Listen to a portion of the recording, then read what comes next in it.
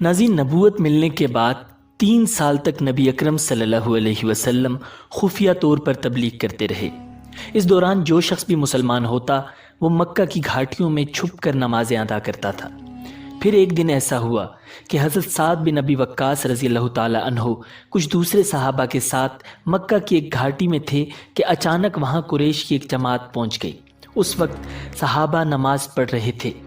مشرکوں کو یہ دیکھ کر بہت غصہ آیا، وہ ان پر چڑھ دوڑے، ساتھ میں برا بھلا بھی کہہ رہے تھے۔ ایسے میں حضرت سعد بن ابی وقاص رضی اللہ تعالی عنہ نے ان میں سے ایک کو پکڑ لیا اور اس کو ایک ضرب لگائی۔ اس سے اس کی کھال پھٹ گئی، خون بہہ نکلا۔ ناظرین، یہ پہلا خون ہے جو اسلام کے نام پر بہایا گیا۔ اب قریش دشمنی پر اتر آئے۔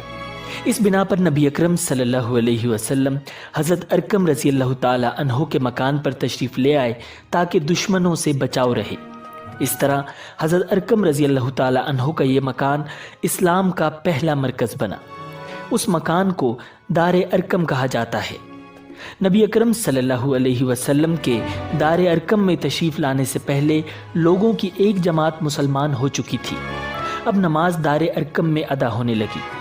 نبی اکرم صلی اللہ علیہ وسلم صحابہ کرام رضی اللہ تعالی عنہم کو وہیں پر نماز پڑھاتے، وہیں بیٹھ کر عبادت کرتے اور مسلمانوں کو دین کی تعلیم دیتے۔ اس طرح 3 سال گزر گئے۔ پھر اللہ تعالیٰ نے آپ صلی اللہ علیہ وسلم کو اعلانیہ تبلیغ کا حکم فرمایا۔ اعلانیہ تبلیغ کی ابتدا بھی دار ارقم سے ہوئی۔ پہلے آپ یہاں خفیہ طور پر دعوت دیتے رہے تھے، یہاں تک کہ اللہ تعالیٰ نے سورۃ الشعراء میں آپ کو حکم فرمایا، اور آپ اپنے نزدیک کے اہل خاندان کو ڈرائیے۔ یہ حکم ملتے ہی آپ صلی اللہ علیہ وسلم کافی پریشان ہوئے، یہاں تک کہ آپ صلی اللہ علیہ وسلم کی پھوپھیوں نے خیال کیا کہ آپ کچھ بیمار ہیں، چنانچہ وہ آپ کی بیمار پرسی کے لیے آپ کے پاس آئیں۔ تب آپ صلی اللہ علیہ وسلم نے ان سے فرمایا، میں بیمار نہیں ہوں، بلکہ مجھے اللہ تعالیٰ نے حکم دیا ہے کہ میں اپنے قریبی رشتہ داروں کو آخرت کے عذاب سے ڈراؤں۔ اس لیے میں چاہتا ہوں کہ تمام بنی عبد المطلب کو جمع کروں اور انہیں اللہ کی طرف آنے کی دعوت دوں۔ یہ سن کر آپ صلی اللہ علیہ وسلم کی پھوپھیوں نے کہا، ضرور جمع کریں، مگر ابو لہب کو نہ بلائیے گا، کیونکہ وہ ہرگز آپ کی بات نہیں مانے گا۔ ابو لہب کا دوسرا نام عبد العزیٰ تھا۔ یہ آپ صلی اللہ علیہ وسلم کا چچا تھا اور بہت خوبصورت تھا، مگر بہت سنگ دل اور مغرور تھا۔ دوسرے دن نبی اکرم صلی اللہ علیہ وسلم نے بنی عبد المطلب کے پاس دعوت بھیجی۔ اس پر وہ سب آپ صلی اللہ علیہ وسلم کے ہاں جمع ہو گئے۔ ان میں ابو لہب بھی تھا۔ اس نے کہا، یہ تمہارے چچا اور ان کی اولادیں جمع ہیں، تم جو کچھ کہنا چاہتے ہو کہو اور اپنی بے دینی کو چھوڑ دو۔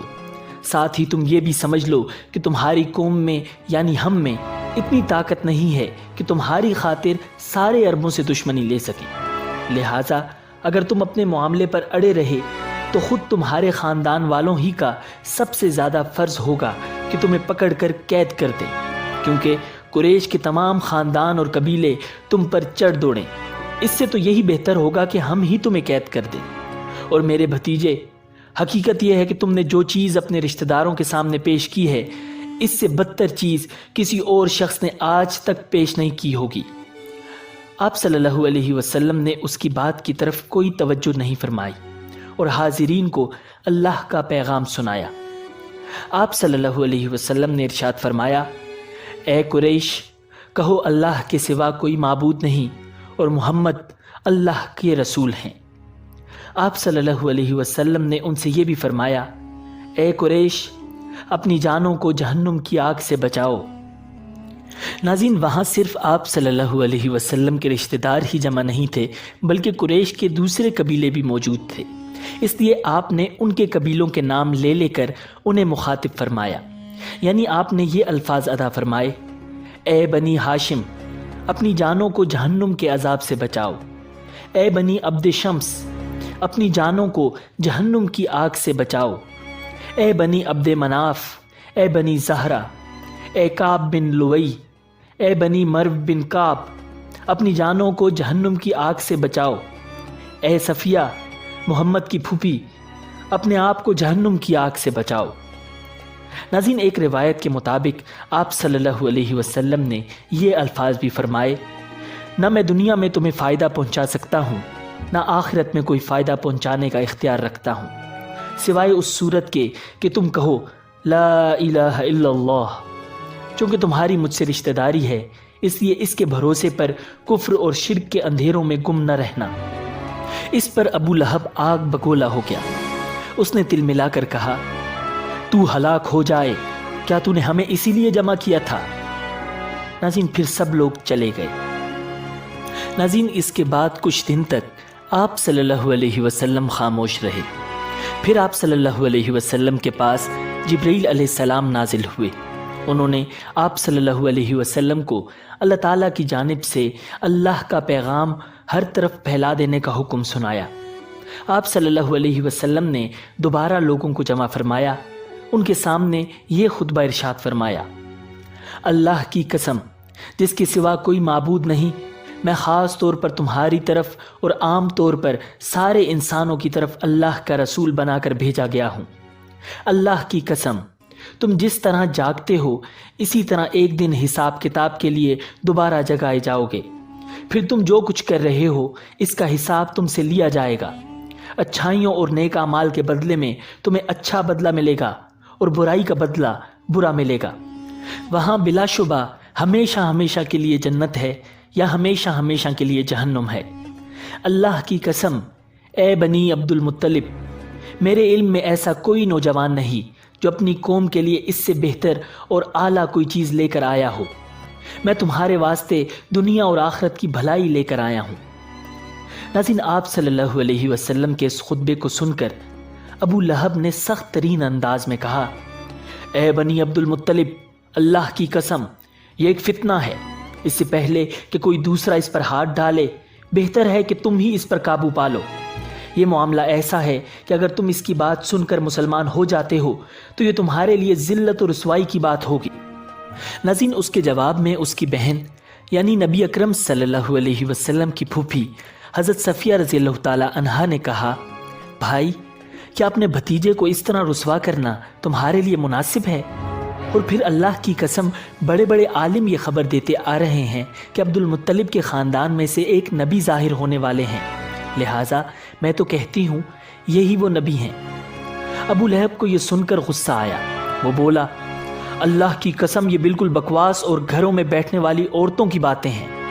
جب قریش کے خاندان ہم پر چڑھائی کرنے آئیں گے اور سارے عرب ان کا ساتھ دیں گے تو ان کے مقابلے میں ہماری کیا چلے گی؟ خدا کی قسم، ان کے لیے ہم ایک ترنوالے کی حیثیت ہوں گے۔ اس پر ابو طالب بول اٹھے، اللہ کی قسم، جب تک ہماری جان میں جان ہے ہم ان کی حفاظت کریں گے۔ اب نبی اکرم صلی اللہ علیہ وسلم صفا پہاڑی پر چڑھ گئے اور تمام قریش کو اسلام کی دعوت دی۔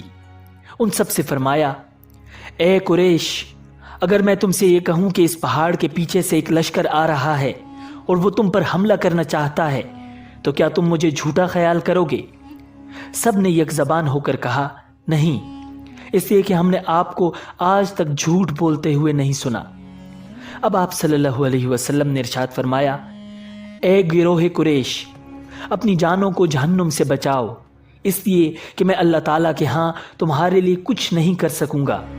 میں تمہیں اس زبردست عذاب سے صاف ڈرا رہا ہوں جو تمہارے سامنے ہے۔ میں تم لوگوں کو 2 کلمے کہنے کی دعوت دیتا ہوں جو زبان سے کہنے میں بہت ہلکے ہیں لیکن ترازو میں بے حد وزن والے ہیں۔ ایک اس بات کی گواہی کہ اللہ کے سوا کوئی عبادت کے لائق نہیں، دوسری یہ کہ میں اللہ کا رسول ہوں۔ اب تم میں سے کون ہے جو میری اس بات کو قبول کرتا ہے؟ آپ صلی اللہ علیہ وسلم کے خاموش ہونے پر ان میں سے کوئی بھی نہ بولا تو آپ صلی اللہ علیہ وسلم نے اپنی بات پھر دہرائی۔ پھر آپ نے تیسری بار اپنی بات دہرائی مگر اس بار بھی سب خاموش کھڑے رہے۔ اتنا ہوا کہ سب نے آپ کی بات خاموشی سے سن لی اور واپس چلے گئے۔ ناظرین، آپ صلی اللہ علیہ وسلم کی دعوت کے نتیجے میں آپ کو کن کن مصائب اور مشکلات کا سامنا کرنا پڑا اور قریش کے بدبخت سرداروں نے آپ اور آپ کے ساتھیوں کو کیا کیا تکالیف پہنچائیں، جاننے کے لیے دیکھتے رہیے اسلامک ورلڈ ویو کی سیرت النبوی صلی اللہ علیہ وسلم کے متعلق سیریز۔ ملتے ہیں بہت جلد ایک نئی ویڈیو کے ساتھ۔ اللہ نگہبان۔